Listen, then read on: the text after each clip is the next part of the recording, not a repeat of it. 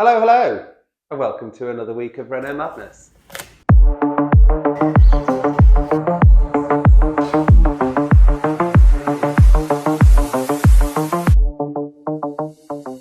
Welcome to the ground floor. This is a view you may not have seen before. We thought we'd spin you around because this week it's all about electricity. Lights. Ta-da! Aha! So electrics.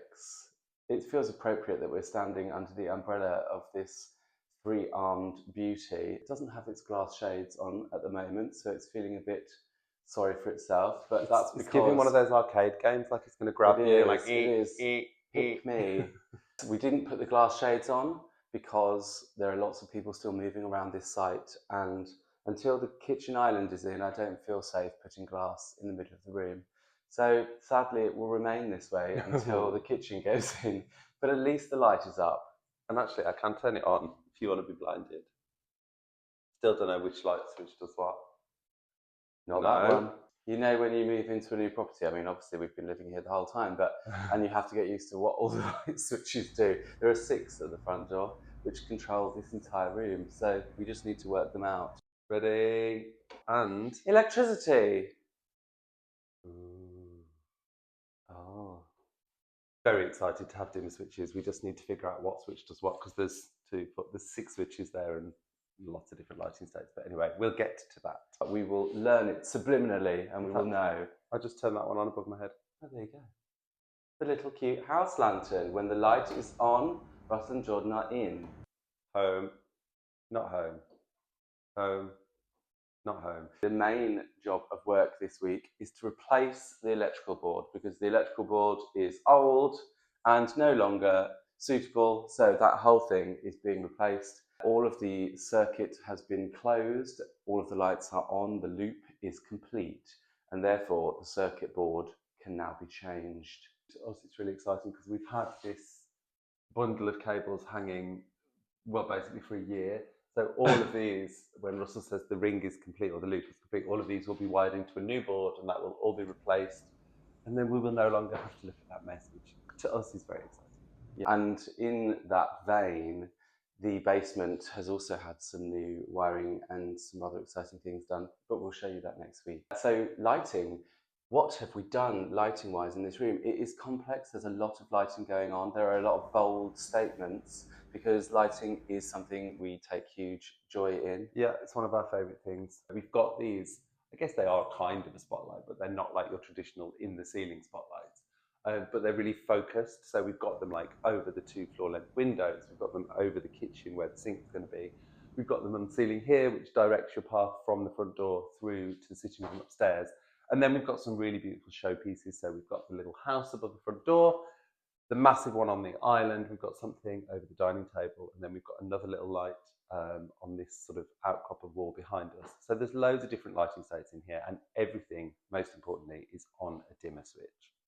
We've also got some lights, like in the downstairs toilet and the upstairs bathroom, that are on PIRs, which means that when you move past them, they come on. So that at night time, if you go into the bathroom, for example, if your guest is staying and they wander into the bathroom, they will get a little LED and a wall light, just a small, low ambient light as soon as they walk into the room, which is a lovely touch.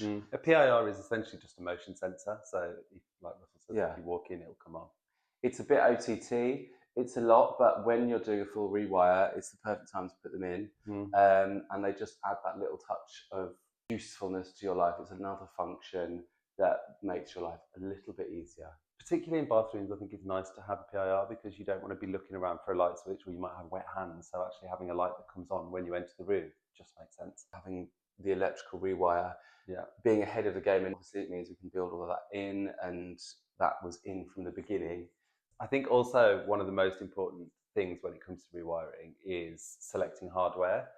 And here we have chosen to work with Jung, which is Jung, a German brand, for all of our socket switches. Jung, exactly, as we are incredibly young. Oh, good Lord, wow. And we've chosen a really beautiful aluminium switch everywhere and socket. And they look quite unusual. I think most people, I mean, the standard switch is just the white flick on and off. Ours are they're like a big chunky square, aren't they? But they actually have multiple functions. where you can tap them once to turn them on. You can dim by holding. Incredibly elegant. They're really simple. I love that. I love the simple functionality. I think a lot of things have become very technologically advanced in the world at the moment. And I will say Young also do very technologically advanced options if you wanted, where you can program a whole ambient mood from your phone and have it ready for when you get home, including sound. So they do all of that. But for this house, we just wanted to take it back and make it really simple. That's what we're craving at the moment. You might be craving something really super duper technological. They also do that. But what caught our attention about Young was their Le Corbusier collection, because we love colour. And it comes in incredible colours, loads of different colours in these big block switches, which are quite impressive and sort of have their own identity. Very cool. In the end, we've ended up going for aluminium. So it's not the colourful collection, but that is what brought us in. We just fell in love with aluminium and all things metal in this house, and especially in this space, because we've got a lot of timber happening throughout the building. It feels nice that there's metal finishes in a lot of the electricals and lighting. I think often with switches, there can be like, imagine you've got a brightly coloured room or a wallpapered room, and the switch can really stand out as something quite ugly. And the good thing about these is that if you did have a green room or a bright red room, they do a switch that matches, which is really subtle and like very high design. As Ross said, it just turned out here that we were going for something quite minimal and neutral and more about materiality, which is why the aluminium is so beautiful. The words that we came up with for our initial roadmap for this property were modest, humble, robust, solid. So for us, the kind of really pared back, high function, very simple switches and sockets absolutely hit those notes. And that's what we were looking for this property, but it's not always the case. And now we have the fun job of peeling all of the protective plastic off the switches.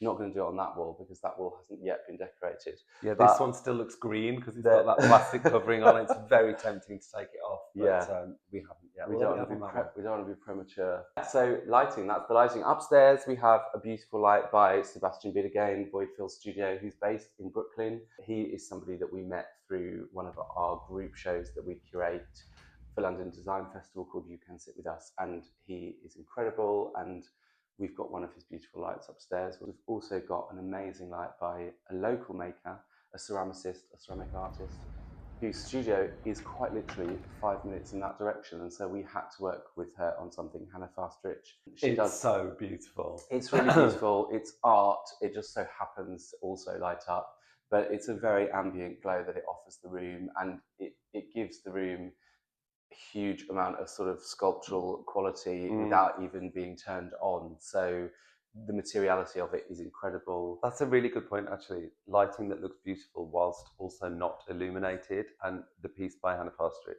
really is that. It looks stunning. Yeah, so pleased with it. And to have something that's handmade and site specific, because Hannah came and saw the space before this was made and wanted to do this piece in this long section of wall. There will be a coffee machine under there eventually. So it's kind of our morning daily ritual to stand by that light and make 2 cups of coffee, hence the 2 ceramic moments. Also, there's 2 of us. It's a significant number. A year ago, a year ago, we went and bought 2 mugs that have been in a box literally for a year from Jonathan Anderson did a collaboration with Wedgwood, and we visited the Wedgwood factory. And we've got these 2 beautiful mugs, one's black and one's brown, and they've been sat in a box for a year, and I cannot wait to make a coffee in them. It was a physical way of almost vision boarding. We were kind of setting a vision of us having this ritualistic coffee for the first time in our finished home. We haven't got there yet, but they are sitting in their box waiting for that moment to happen. And underneath this light, it is going to be quite the moment. The coffee station. We actually also have already bought the coffee machine, that we just need to make something for it to stand on. Anyway, we will, and that moment will be worth it. Yes. You have to plan and visualize these moments fully to make them come to life. So yeah, electrical board incoming. Literally today, the guy's on his way. So we got up early to film. So hopefully we'll be able to, by the end of the day, we might even be able to slot a little bit in of a new shiny board. Yeah, this is a great moment because we can now turn on lights. And before, we've been coming in with a torch on our phone to move down into the basement space. Now we can turn on a light. What a dream. Very exciting. An end. Yes. Thank you for watching. Thank you so much. Let us know in the comments if there's anything in particular that you feel we haven't shown you for a while, or that you need to know more about. Really open to your ideas. And yeah, I feel like we probably should do an update next week of like where we're at. The overall. Maybe we'll do a tour. Would that be good? Would that be useful? We'll do a wander around and show you where everything is at. I mean, upstairs is moving ahead. There's so much happening upstairs. It's almost ready to, I daren't say it, but the bathroom's like 99% complete. We're waiting on one thing. Yeah. We haven't used it Nearly. yet, but we're very excited too. Anyway, we're rambling. Thanks for watching. Stay tuned. See you next week.